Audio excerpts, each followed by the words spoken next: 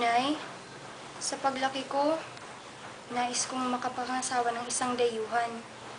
Isa yun sa mga hiling at kagustuhan ko. Naku anak, huwag mo muna yung pag-isipan pagkat ikay hindi pa isang tunay na dalaga.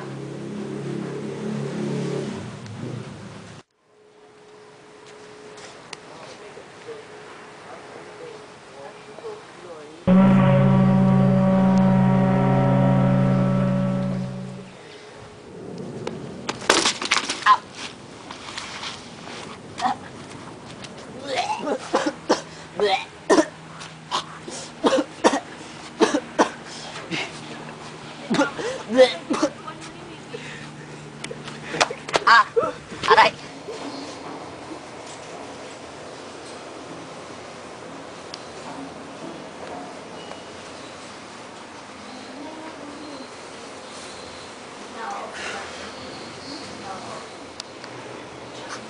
Kisina. Bakit? Kasi yung tinuguri yung negosyo. So ngayon, puntahan natin.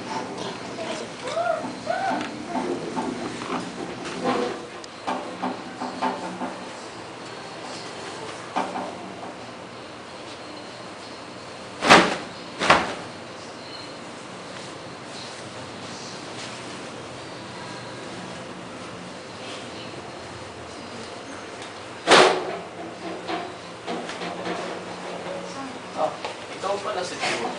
Sa palagay ko, dapat ka maging isang doktor. Pero hindi ako nakapag-aral upang maging tunay na doktor.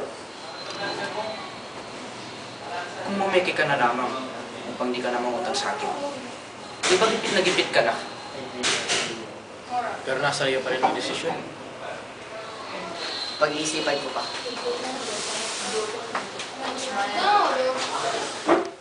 Don Tiburcio de Espadanya, isang napakagaling na doktor. Doktor, tulungan niyo naman po ako. Namamakaawa po ako. Kailangan ko po ng doktor. Namamatay na po kasawa ko. Huwag kang mag-alala. Tutulungan ko. Talaga po, salamat.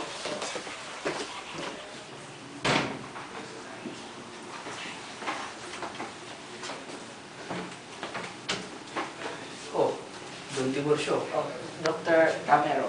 Oh, Don Tiburcio. Dr. Valencia. Naparito kami para kumustahin ka.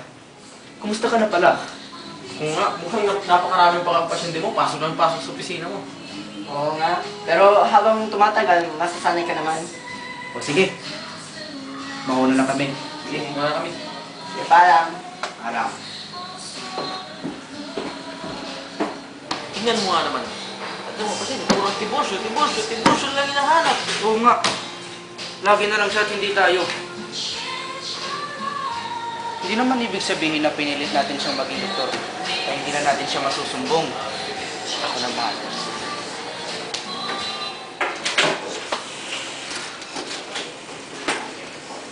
Patawarin mo ako.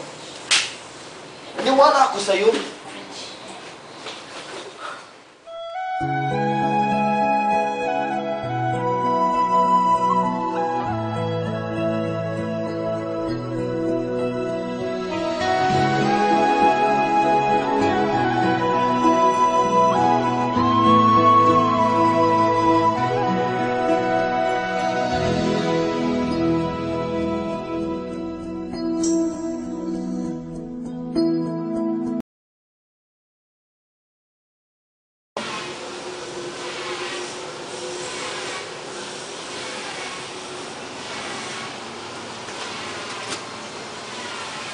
Alam mo, bata pa lang ako, pinangarap ko na talaga makatira dito sa Santa Ana. At ngayon, natupad ng pangarap ko. At dahil sa'yo. Masaya ako para sa'yo.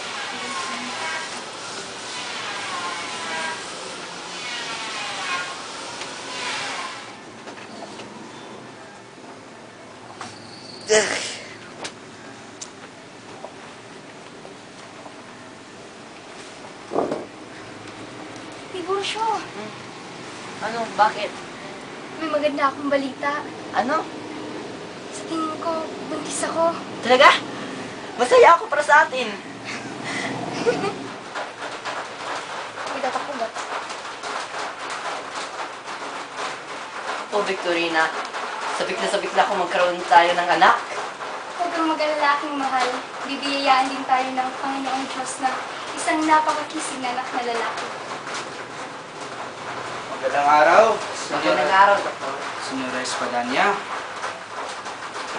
Nakuha ko na ang resulta ng inyong pagkakali. At hindi maging maganda ang pinalabas.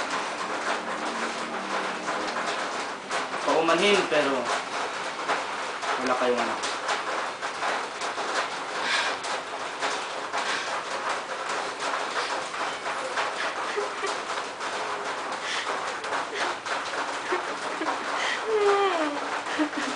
Huwag kang mag-alala. Tiburcio, Ano? kailangan mong magkaroon ng titulo ng medisina at sirugya. Pero... Sige, anong kagustuhan mo? Yan ang susunod.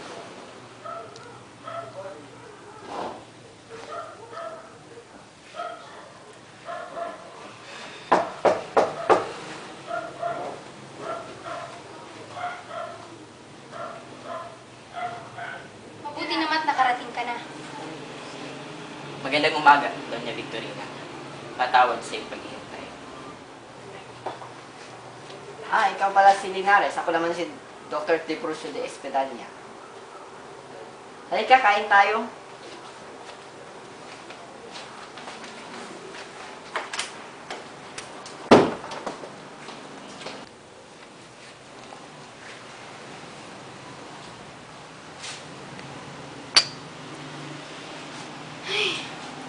Tagal naman ang pagkain. Mahal, maghintay ka lang, ma'am. Magandang Magandang araw, araw, Pops. Padre Salvi. Magandang araw naman sa inyong lahat. Ito pala si Linares, pinsan ni Victorina. Kinalulugod kong makilala. Opo ka. Naalala ko na kararating pa lamang ng Kapitan General sa tahanan. Oo. O Tiburcio, ako'y nangihinayang at hindi kaagad nagkasakit si Maria. Di sinsanay, nakadaupang payag ko natin ang general. Parisan, nasaan nga pala si Padre Dang? Huwag kang mag-alala, siya ay bisita dito maya-maya.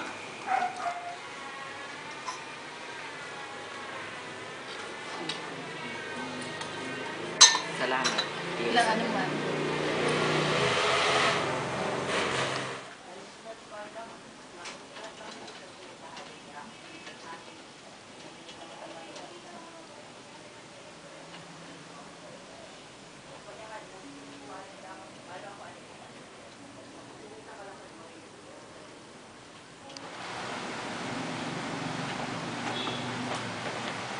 Doktor, Ito pala kayo.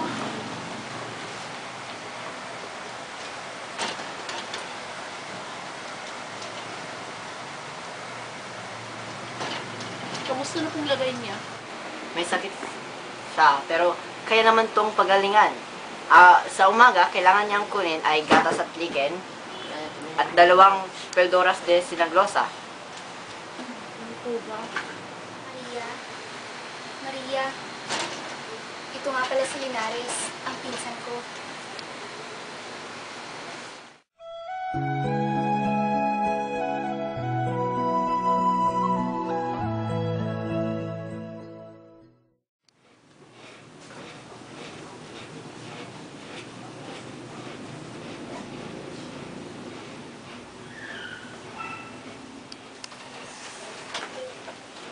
Anak ko, hindi ka mamamatay.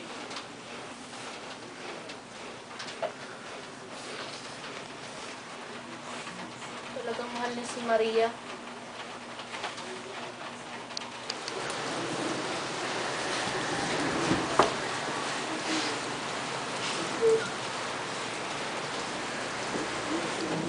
Ito nga pala si Linares, pinsan.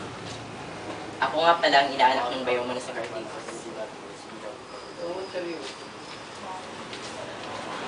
Naku, matatanggap ka sa trabaho dahil ikaw ay natanggap bilang abogado sa Universidad Central. Tungkol naman sa pag-aasawa ay sasabihin ko na lang kay Tiago.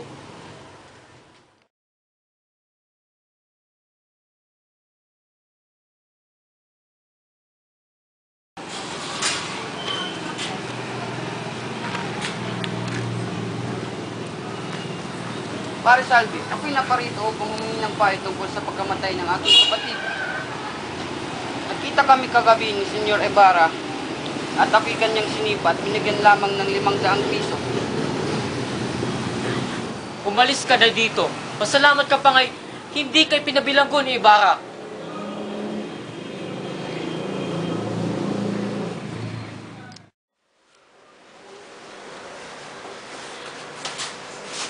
Tia Alba. Tia Alba.